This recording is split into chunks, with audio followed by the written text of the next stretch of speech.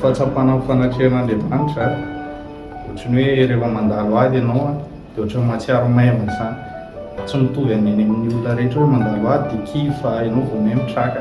Fanatrehan'Andriamanitra ve ohatrany hoe rehefa mafana be ny andro dia mihinana glasy dia mamelombelona ny fanahinao, mamelombelona anao rehetrarehetra. Ny amin'ny fanatrehan'Andriamanitra raha izaho manokana ohatrany hoe tsy mahatsapa ny olona intsony aho ohatrany hoe fiadanana. Zaho manokana dia mahatsapa ny fitiavan'Andriamanitra comblé anazy.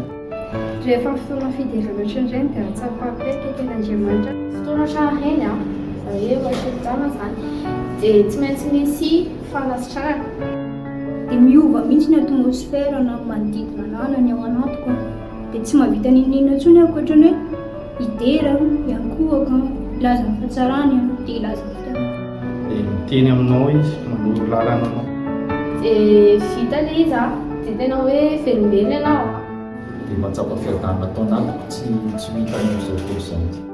Feno fifaliana sy fanantenana be ataonao. Touché anao, dedans l'amour.